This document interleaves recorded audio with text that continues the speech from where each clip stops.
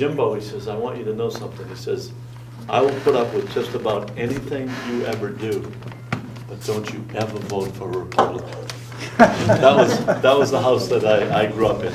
Don't you ever vote for a Republican. Many of you will remember those times. We were coming out of the 70s. Ronald Reagan got elected president in 1980, and I became, as a young entrepreneur, an absolute huge Ronald Reagan fan. And I switched from a Democrat to a Republican, and I just had this guilty feeling, you know. Great. What's my father gonna say?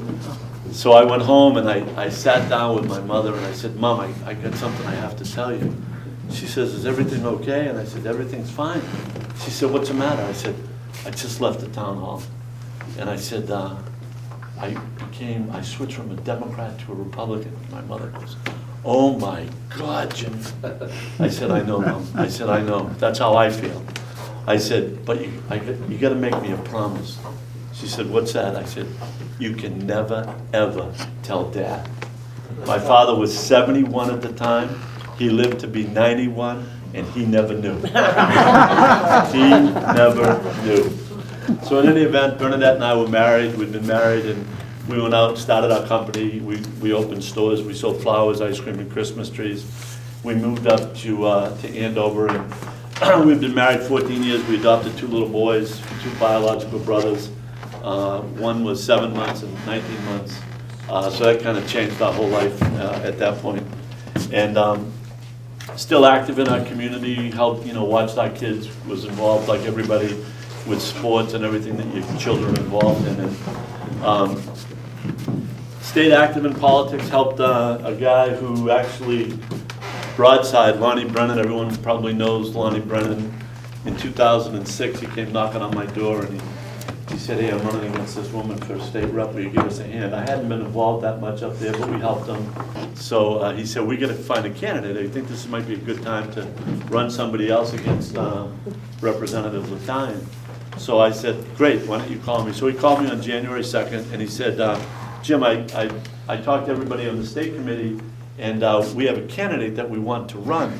And I said, good, I'd be happy to help him. I said, who is it? He said, you. I said, John, there's no way. I said, I've got my kids that are 15 and 16, involved in all kinds of things. I just can't do it. He says, I really want you to think about it. So I sat down with Bernadette, and I said, Bernadette, she'd been involved in all the campaigns when we were kids. And I said, what do you think? And she gave me the most enthusiastic response. She said to me, Jimmy, you're not getting any younger. So I said, thanks for the support. So anyhow, we decided that we were going to think about it. We started to put together a plan. My birthday is March the 17th. So we went out to dinner with my 2 boys. And I said, look, Mama and I have been talking, and I'm thinking that it's an opportunity for me to run for state representative. And I said, this candidate, the woman that's in there is very liberal, tax and spend, really liberal on just about everything. So my youngest son says, Dad, that is a great idea. So now I had 3 votes. I had to get 4 to make this happen. So I said to my oldest son, what do you think, Mikey? He leans back in the chair and he looks at me and goes, Dad, you've come up with some dumb ideas in your life, but this is by far the dumbest. So he said, but if that's something that you want to do, he said, certainly I'll be supportive of it. And in any event, we went on and we got elected in November of 2010. And my oldest son, was applying for college at that point. And you have to write an essay to get into college. And he gave it to my wife and I, and we sat down and we both read the essay at the same time. We came up with the exact same conclusion. Our son, Mikey, single-handedly won that campaign for us. That's what he told the administrators in college. So anyhow, we taught our kids a lesson, even though you're up against it, sometimes things happen and, no one thought we were going to win, but when you run for a political office, it's like riding a bike. And I've been riding that bike since 18, so they didn't know when I get into the race that we knew how to run campaigns, and we ended up winning pretty handily. So now I got elected. I walked into Beacon Hill, never really spent much time in there, and I walked in there figuring, this is democracy. Massachusetts, you go in, you stand for what you stand for, and I stand for what I stand for, and we talk about it, and, you know, people vote up or down on what they really believe in. How many of you people believe that goes on Beacon Hill? Well, let me tell you, I'm like the little kid that snuck into the R-rated movie, okay? They let me see how bad it is on Beacon Hill. Make no mistake about it. How many people here are represented by a Democrat? Every one of us. Let me make it perfectly clear to every one of you people. These Democrats simply don't care about what you believe in. They simply don't care. It is controlled on Beacon Hill by the Senate President and the Speaker of the House, and they are told what to do. And when I walked in there, they were going to tell me what to do.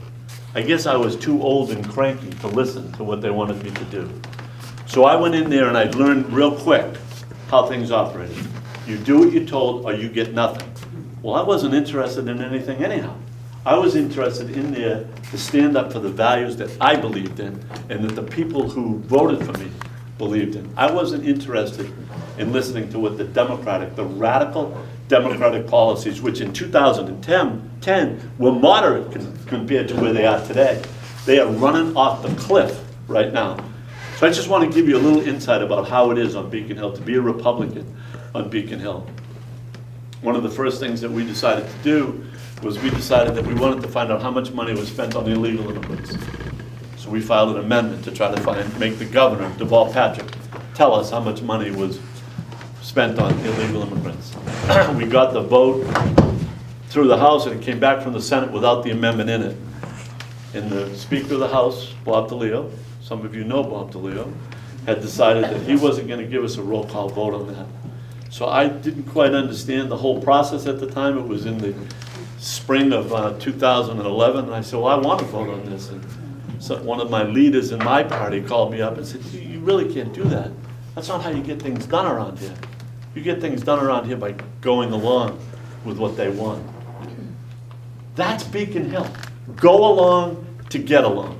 That's exactly what it is. I said, I can't do that. That's not why I came in here.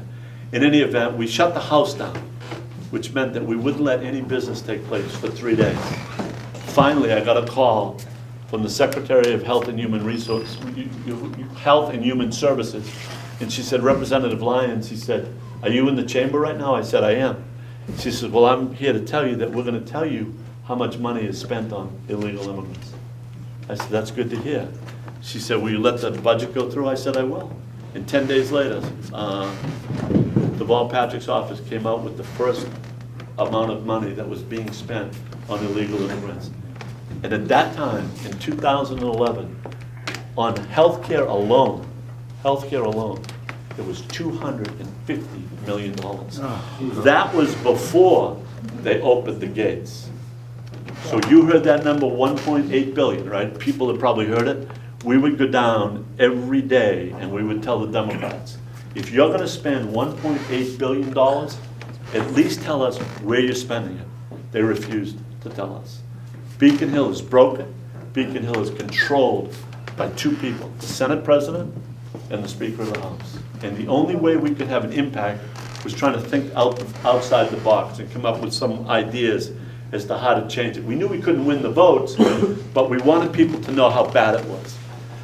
So the next thing that we did was a couple of years later, during the budget debate, the Democrats changed the rules and said that we could not amend the local aid in the Chapter 70 budget because we had done it 2 years in a row, and it was embarrassing to them. We were the ones saying, let's give more money back to our local cities and towns to drive down property taxes, and the Democrats always voted against it. So they said, well, we're not going to let them do that anymore. We can't amend the budget. So we came up with another idea. And the idea was to create a new fund called the Property Tax Relief Fund. We were going to take $250 million from the $1.8 billion and give it back to the cities and towns. Every Republican went down and made a speech about it. I was the last one down. Todd, I want you to know I gave a great speech that day. I went down, I made a speech, and I walked back up. As I was walking back up, I looked at the board, and on the board, it's every name is on the board. The top left is Speaker DeLeo, and then there's all these others on two. It's like a scoreboard. Yes is green, no is red. every single person voted for my amendment. I get back to the house, back to the back of the chamber, and I said, what's going on? He said, Jim, they didn't understand what you're doing. They didn't understand that we were giving money back to the taxpayers. Sure enough, I was back there for about a minute. Speaker DeLeo took his button. Instead of making it green, he turned it to red, and every Democrat in the House of Representatives voted against an amendment to give money back to the cities and towns. Remember what I told you. It is controlled by the top. They are told what to do, and they don't care what you think. One final story, which is one of my favorites. They're united. July 31st, 2018, my last day at the time in the chamber. I didn't know it at the time, but it became my last day in the chamber. Senate President Spilka was just elected Senate President maybe 2 weeks prior. And her #1 priority that night, the last day of session, was to make sure that we changed our licenses. So I didn't know what this bill was all about. I said, what do you mean change our licenses?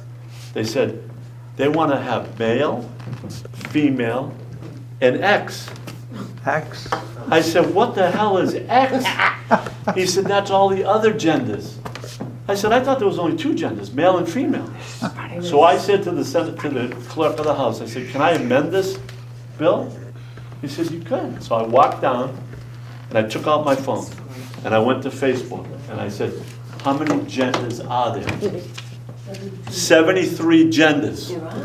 73 genders. So I went down there and I started to file amendments. Look, this is Massachusetts, I said. How would you like to be a two-spirit and it would have an X on your license? Wouldn't you be offended? How about a queer fluid? How about a cis female? So I started filing amendment after amendment after amendment, naming all the genders. I couldn't even think of what they meant. And every time I did it, that's what I would get. People would be chuckling. So I filed 35 amendments to the, quote, Gender X bill, and I went back to my seat. Now remember, at midnight, the session is over. The only way it can get past midnight is if it's unanimously approved. And I would shut the session down every year anyhow. Folks, because if you think what goes on before midnight is bad, you should see what they do after midnight. So in any event, I'm sitting at the back of the chamber. I've got on my table 35 amendments. I have 6 hours worth of debate. And the Democrats know that I can speak for 6 hours. So the minority leader came up and said, hey, Jim, we want to make a deal. We want to get this thing through. And I said, why would I make a deal? I already won. 6 hours worth of debate. They bring it to the floor. I'm going to shut it down, and it's over. So they said, well, they'll make a deal that they'll get rid of the bills. So I said, fine, if that's the deal, then you guys can do whatever. They had some bill that they wanted to get through past midnight, and I'll sit here. Because I knew that, Speaker DeLeo, even though we don't agree on a lot of things, he made the deal, and I knew he would keep it. So I felt comfortable about making the deal. So I'm at the back of the chamber. It's midnight, and all the Democrats come over and said, Jim, how come you're not shutting down the chamber? We want to get out of here. So I said, I made a deal. And they said, about what? I said, about the Gender X bill. So the Democrats start reading the amendments. And they'd say, Jim, what's a two-spirit? I said, how do I know what a two-spirit is? What's a queer fluid? So they're all howling about these amendments, right? Queer fluid. So one of the young Democrats said to me, he said, Jim, you missed one. I said, I missed one. I said, what do you mean? He said, you're in the ice cream business, aren't you? And I said, I am. You sell chocolate jimmies and rainbow jimmies? I said, I do.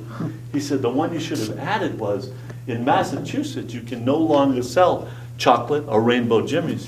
You can only sell gender-neutral jimmies. That's a joke, right? So anyhow, It's just a joke. I got beat in November.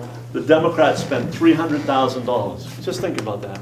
$300,000 to beat me in November of 2018.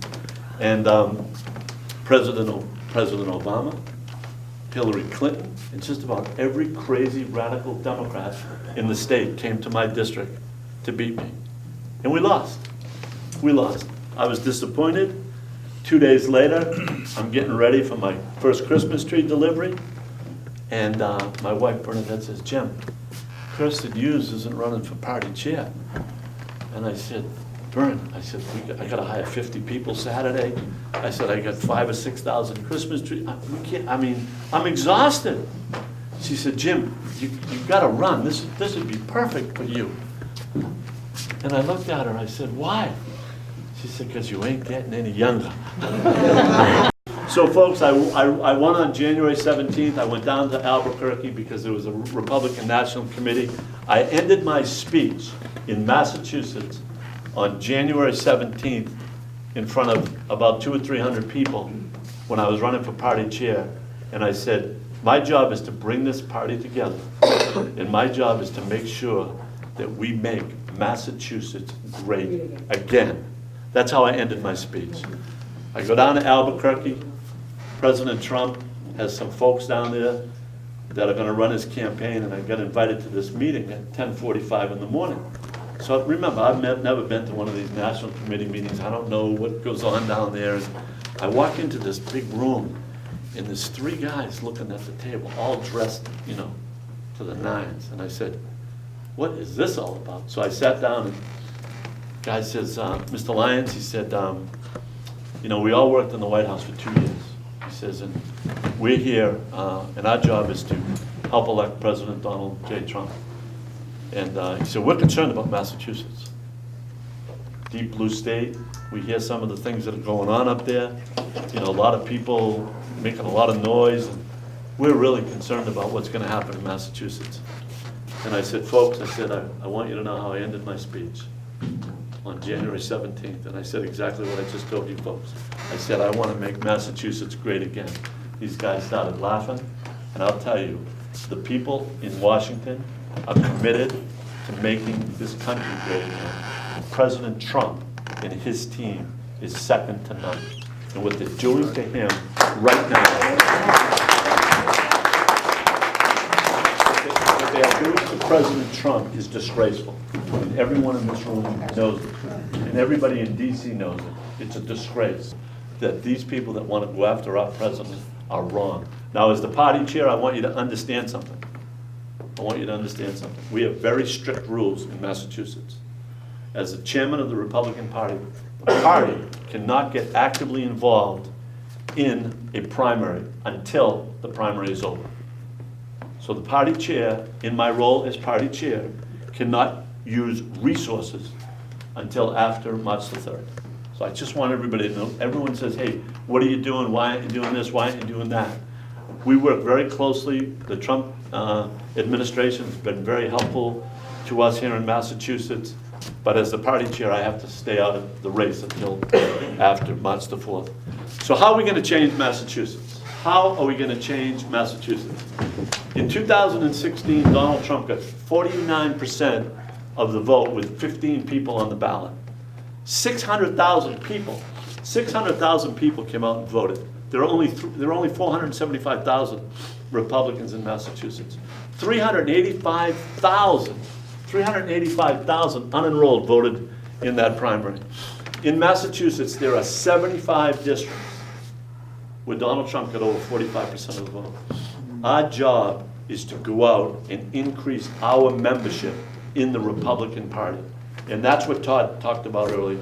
And we're going into the districts that we know we can win in, and we're going out to the districts that we know we can't win in, and we're asking people to knock on doors and asking these unenrolled to get into the fight.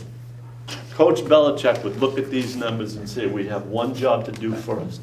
Right now, there's 1,500,000 Democrats in the state, 475,000 Republicans, and 2.5 million unenrolled.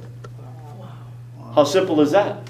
How many people know unenrolled people who believe the way we believe? How many of us? Everybody. Everybody knows it, right? But what we need to get those people, we need to bring them in to our team.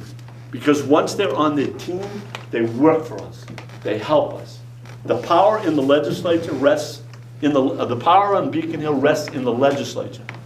Since 1990, we've had 5 Republican governors. Governor Weld, Governor Cellucci, Governor Swift, Governor Romney, and now Governor Baker. What has that got us? Zero. Exactly.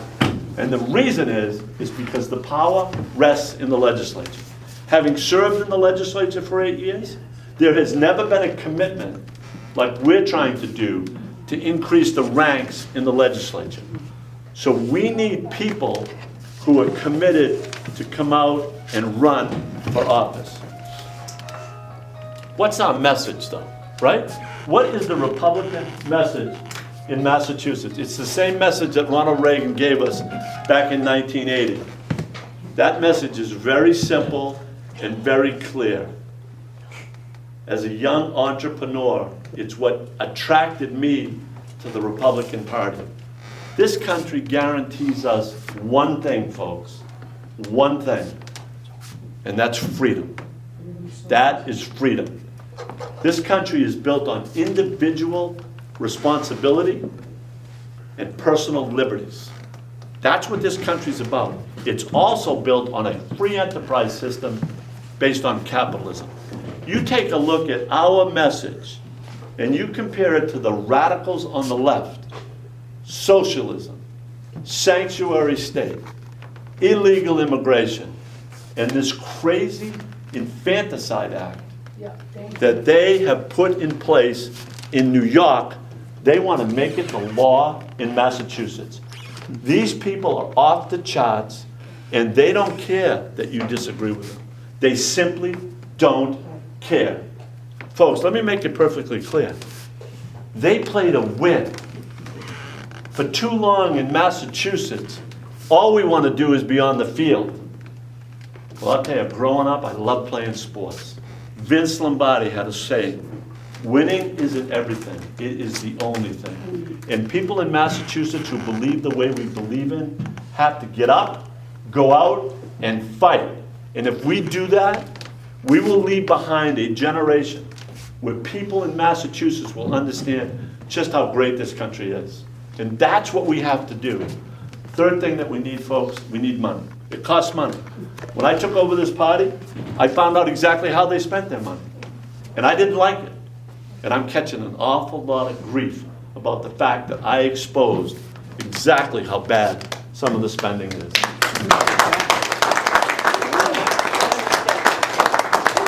So now I need you all to understand that when you spend $1 and you donate to the Massachusetts Republican Party, that money will be spent efficiently. I'm a small business guy. I built a company for nothing. I had to roll quarters to make payroll. I get it. I know how important expenses are. And as the chairman of this party, I will make darn sure that every dollar that you spend will be invested wisely in our candidates to elect more Republicans to join the fight on Beacon Hill. And finally, I need candidates. I don't want anyone to tell me how young you are. I'm too young. I was 18 when I first got into the race. I don't want to hear anybody tell me how old you are. As my son said to me, "Dad, are you really 66 years old?" We need people to get up and get in the race and go out and talk about the issues that are important to us. Be unafraid of our message. These people want to bully us. If you disagree with them, you're a hater, you're a bigot, you're a racist. Well, damn it, let me tell you, I'm none of those things. What I stand for and what I believe in is what this country was founded on. And people, we need every one of you, whether it's knocking on doors, donating to campaigns, to get into this fight. We can change Massachusetts. We can make Massachusetts better. And we're going to make Massachusetts great again. Thank you very much, folks.